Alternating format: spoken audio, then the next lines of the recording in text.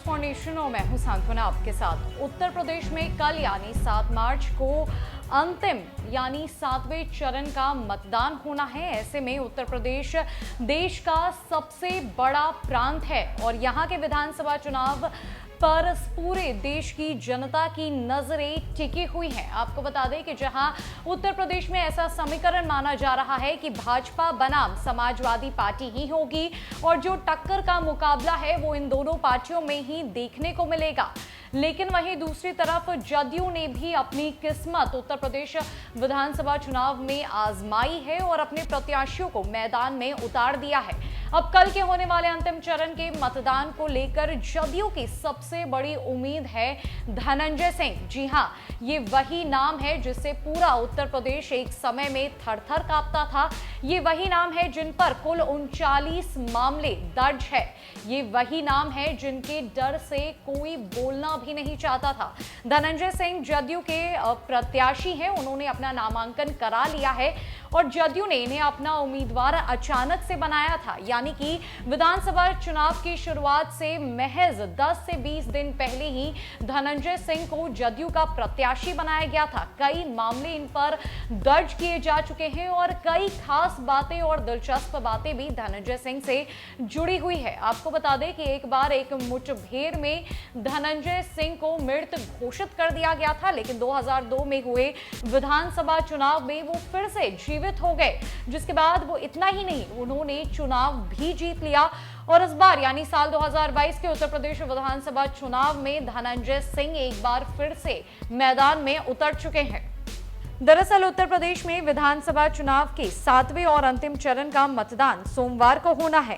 वैसे तो यूपी में मुख्य मुकाबले में भाजपा के सामने समाजवादी पार्टी, कांग्रेस और बसपा को माना जा रहा है, लेकिन बिहार के सीएम नीतीश कुमार ने प्रतिष्ठा भी दांव पर लगा रखी है। यूपी में जदयू की जमीन बनाने में जुटे नीतीश कुमार की उम्मीद भी सबसे ज्यादा 7वें चरण के मतदान पर ही टिकी है, क्योंकि इस चरण में जदयू की सबसे बड़ी उम्मीद माने जा रहे बाहुबली धनंजय सिंह की किस्मत का फैसला जनता करेगी। गौरतलब है कि पिछले कई दशकों से धनंजय सिंह यूपी की अपराध की दुनिया में सबसे बड़े नामों में एक रहे हैं। उन्हें मौजूदा दौर में यूपी के सबसे बड़े बाहुबलियों में गिना जाता है। हत्या जैसे कई संगीन आरोपों से घिरे धनंजय सिंह को इस बार जदयू ने जौनपुर जिले की मल्हनी सीट से उम्मीदवार बनाया है। धनंजय एक ऐसे व्यक्ति हैं जो पुलिसिया कार्रवाई में एक बार मृत घोषित किए जा चुके हैं। बात 1998 की करें तो 1998 में भदोई जनपद के सरोई में हुए पुलिस मुठभेड़ में तब पुलिसिया दावे में धनंजय सिंह को मृत घोषित किया गया था, लेकिन 2002 में धनंजय सिंह अचानक से जीवित हो गए और विधानसभा चुनाव भी जीत गए। धनंजय सिंह के नाम की घोषणा जदयू ने 16 फरवरी को की थी, यानी चुनाव के मात्र 20 दिन पहले पार्टी ने उन्हें उम्मीदवार बनाया था। जदयू ने यूपी में 51 सीटों पर चुनाव लड़ने की घोषणा की थी, जिसमें प्रथम सूची में 26 और दूसरी सूची में 17 नामों की घोषणा हुई थी। हालांकि जदयू ने जितने उम्मीदवारों के नाम की घोषणा की है उनमें सबसे बड़ा नाम धनंजय सिंह का है। धनंजय को बाहुबली वाले रुतबे का अंदाजा इसी से लगाया जा सकता है कि जदयू प्रत्याशी के खिलाफ कुल 39 मामले दर्ज हैं। इनमें से 7 मामले विचाराधीन हैं। न सिर्फ आपराधिक मामलों में बल्कि संपत्ति में भी धनंजय सूबे के सबसे बड़े धनवान उम्मीदवारों में एक हैं। नामांकन के दौरान दिए गए हलफनामे में धनंजय सिंह ने बताया है कि उनके पास 5 करोड़ 31 लाख रुपए की अचल संपत्ति है। वहीं उनकी पत्नी श्रीकला सिंह के पास कुल अचल संपत्ति 7 करोड़ 80 लाख रुपए की है, यानी धनंजय और उनकी पत्नी के पास कुल 13 करोड़ रुपए से ज्यादा की संपत्ति है। इसके अलावा पति पत्नी के पास करीब 10 करोड़ रुपए की चल संपत्ति है। नीतीश कुमार की पार्टी जदयू ने के साथ धनंजय सिंह काफी पहले से जुड़े हुए हैं।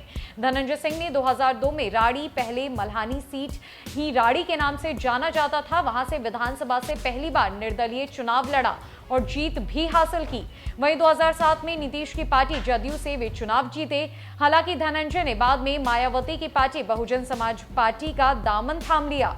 वे 2009 के लोकसभा चुनाव में बसपा से लोकसभा सदस्य बने, लेकिन 2 साल बाद ही उनका मायावती से नाता टूट गया। इसके बाद से धनंजय लगातार हर चुनाव हारते रहे हैं। वहीं उनके पार्टी के अन्य लोग जौनपुर में लगातार राजनीतिक वर्चस्व बनाए हुए हैं।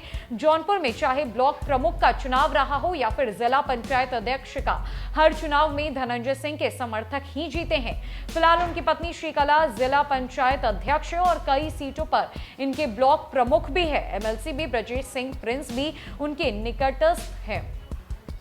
ऐसे में भाजपा से अलग होकर यूपी में जदयू की राह बना रहे नीतीश कुमार को जिन कुछ सीटों पर जीत की उम्मीद है, उनमें मल्हनी सबसे प्रमुख है। यहां से धनंजय सिंह अपनी जीत सुनिश्चित करने के लिए पूरी जोर आजमाइश कर रहे हैं। यहां से सपा के लकी यादव, भाजपा के जौनपुर के सांसद रहे डॉक्टर केपी सिंह और बसपा से शैलेंद्र यादव को उम्मीदवार बनाया गया है। उत्तर प्रदेश में चल रहे विधानसभा चुनाव में सबसे बड़ी उम्मीद जदयू की धनंजय सिंह को माना जा रहा है। ऐसा माना जा रहा है कि धनंजय सिंह जदयू के बड़े नेता हैं और साथ ही साथ उत्तर प्रदेश के बाहुबली तो हैं ही। उनका वर्चस्व पूरे जौनपुर में बना हुआ है और उनकी जीत जदयू की राहें उत्तर प्रदेश में बिल्कुल साफ कर सकती है। अब देखना यह होगा कि 7 मार्च को मतदान के बाद 10 मार्च को जब नतीजे आएंगे तो नतीजे किसके पक्ष में होंगे, किसका पलड़ा उत्तर प्रदेश विधानसभा चुनाव में भारी पड़ने वाला है। फिलहाल के लिए इस अपडेट में इतना ही है। न कई अपडेट्स के लिए हमारे साथ बने रहे न्यूज फाउंडेशन में। नमस्कार।